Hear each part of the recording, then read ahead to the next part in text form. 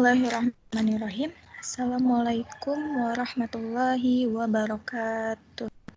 Apa kabar soleh-solehah? Alhamdulillah, luar biasa, Allahu Akbar. Masih semangat ya belajarnya meskipun di masa pandemi COVID-19 ini. Baiklah, kembali lagi bersama Ibu Novaliana di materi pembelajaran ilmu pengetahuan alam. Oke, untuk pertemuan pertama ini kita catat dulu ya kontrak pembelajarannya.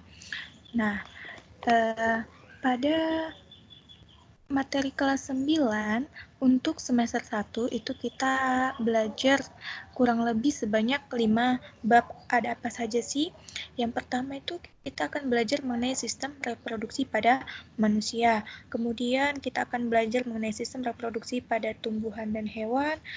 Lalu kita juga akan belajar mengenai pewarisan sifat, listrik statis, rangkaian listrik, energi listrik, dan daya listrik. Oke, untuk penilaian mandirinya itu dari masing-masing bab Ibu akan ambil 5 nilai yang terbaik. Nah, nanti hasilnya itu akan Ibu kalikan sebanyak 30%.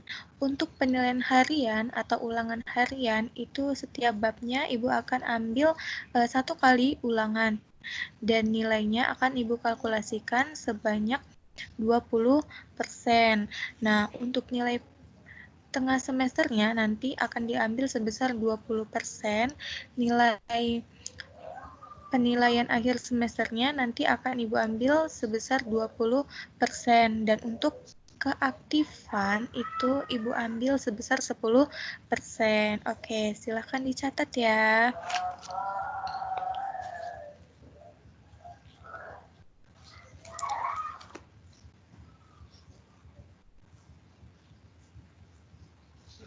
Oke, sahabat IPA, di pembelajaran pertama ini kita akan belajar mengenai sistem reproduksi pada manusia. Nah, untuk kompetensi dasarnya, menghubungkan sistem reproduksi pada manusia dan gangguan pada sistem reproduksi dengan penerapan pola hidup yang menunjang kesehatan reproduksi, dan menyajikan hasil penelusuran informasi dari berbagai sumber terkait kesehatan dan upaya pencegahan gangguan pada organ reproduksi. Nah, apa saja sih yang akan kita pelajari di dalam sistem reproduksi manusia?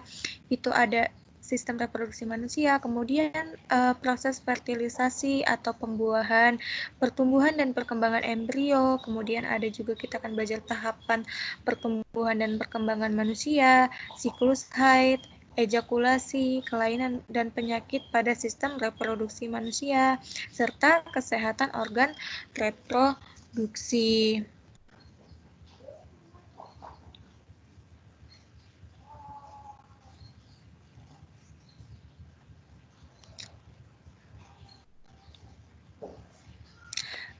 Nah, kira-kira kalian tahu nggak sih mengapa manusia tuh harus mengalami yang namanya reproduksi?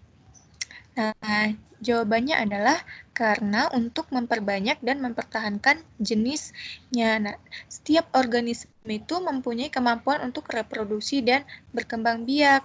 Tidak hanya manusia, ternyata hewan dan tumbuhan juga mengalami yang namanya reproduksi. Pasti kalian bertanya-tanya nih, mengapa ya sistem reproduksi pada pria dan wanita itu berbeda? Kemudian apa sih fungsi dari alat kelamin jantan dan betina?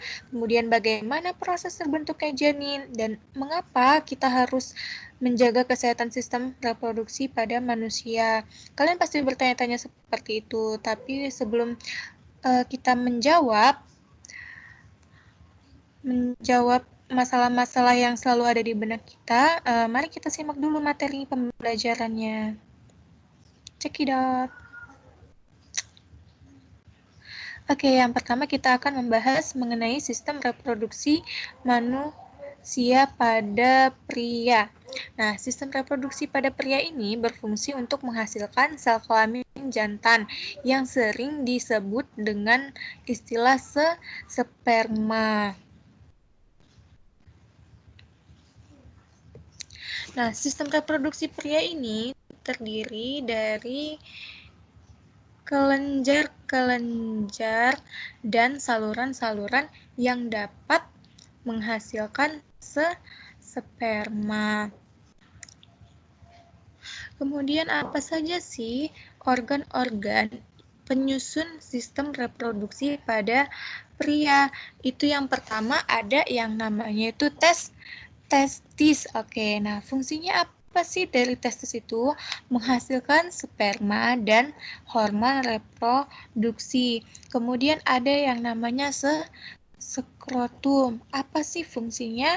Nah, skrotum itu fungsinya dia untuk mengatur suhu yang cocok bagi kehidupan spermanya sehingga nanti spermanya itu akan bagus gitu. Nah, kemudian ada juga yang namanya tubulus seminiferus. Nah, fungsinya apa? Dia berfungsi sebagai tempat pembentukan sperma. Kemudian ada yang namanya sel interstisial. Nah, fungsinya apa? Itu untuk menghasilkan hormon kelamin pada pria. Kemudian ada yang namanya sel Sertoli. Nah, fungsinya untuk menyediakan makanan bagi sperma. Kemudian ada yang namanya penis, itu fungsinya adalah sebagai alat kopulasi. Nah, selanjutnya ada organ yang namanya vasa deferensia. Itu fungsinya adalah menyalurkan sperma ke kantong sperma. Dan yang kedelapan itu ada namanya ductus epididymis. Nah, itu fungsinya sebagai tempat pematangan dan penyimpanan sementara sperma. Kemudian ada juga yang namanya kantong sperma. Fungsinya untuk apa? Dia sebagai tempat untuk menampung sperma itu sendiri. Dan yang terakhir ada yang namanya kelenjar prostat atau kelenjar Cooper. Fungsinya adalah menghasilkan cairan semen dan berfungsi sebagai pemberi nutrisi serta mempermudah gerak spermanya. Nah, ini adalah penampakan dari alat reproduksi pada pria. Oke, silakan dicatat dulu ya. Organ-organ sistem reproduksi pada pria, Ibu beri waktu sampai 5 menit.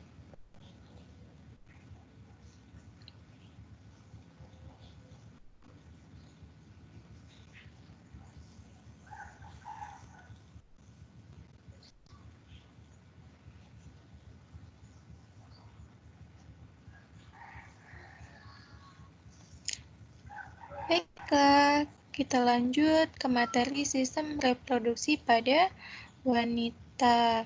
Nah, pada wanita ini terdapat sepasang ovarium yang berfungsi untuk menghasilkan sel telur.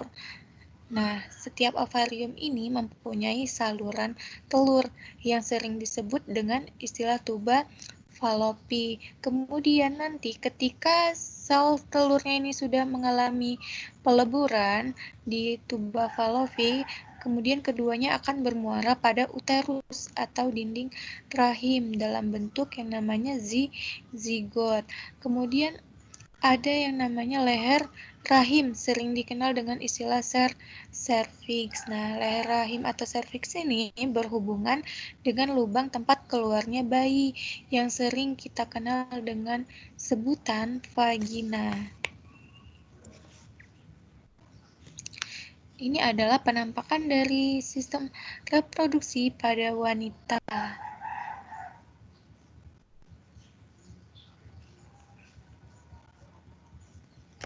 Oke, Ibu beri waktu selama 5 menit untuk mencatat.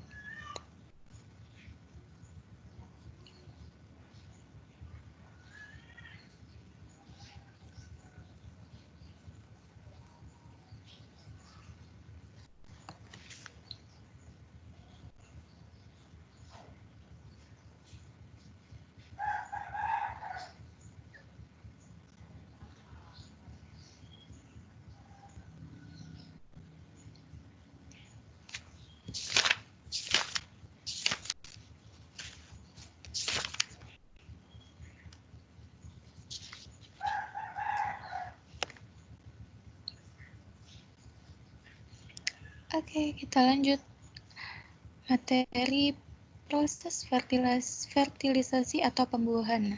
Bagaimana sih caranya manusia itu bereproduksi sehingga mempunyai suatu keturunan? Itu ada yang namanya proses fertilisasi atau pembuahan.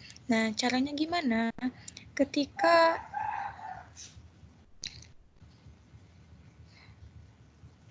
Caranya gimana, Nan? Kita kembali ke slide sebelumnya.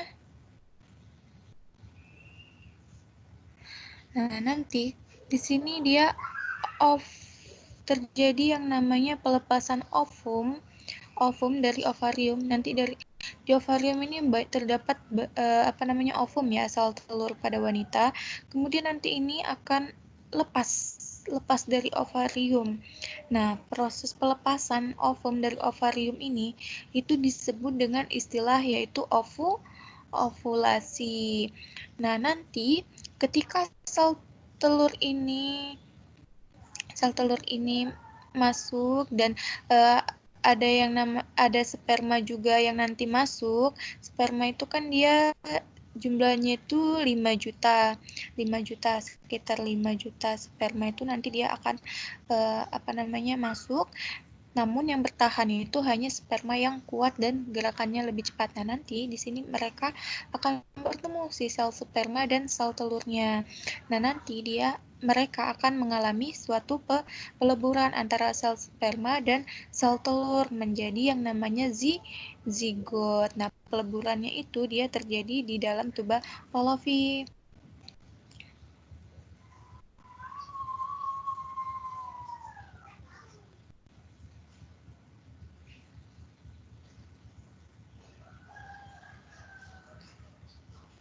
Nanti zigotnya itu akan berkembang di dalam uterus yang lama-kelamaan dalam proses waktu selama 9 bulan 10 hari itu akan menjadi seorang individu yang akan dilahirkan ke muka bumi.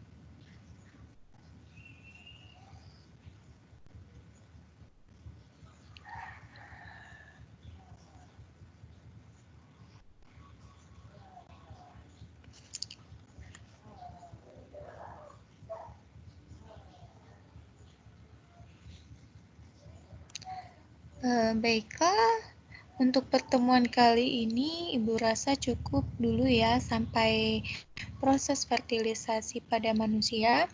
Nah, silakan kalian catat dulu materinya. Nah, untuk selanjutnya kita akan lanjut materi tentang pertumbuhan dan perkembangan manusia, siklus haid, kemudian sistem penyakit dan kelainan pada sistem reproduksi serta kesehatan organ dari reproduksi. Nah, untuk pertemuan kali ini, Ibu hanya minta kalian untuk mencatat materi terlebih dahulu dan dipahami ya. Kalau misalkan ada kesulitan atau ada yang masih kurang jelas, boleh ditanyakan melalui kolom komentar. Baiklah, Ibu minta maaf jika ada kesalahan dan kekurangan. Ibu mohon ampun juga kepada Allah Subhanahu wa Ta'ala. Ibu akhiri, wabillahi taufiq wal hidayah. Wassalamualaikum warahmatullahi wabarakatuh.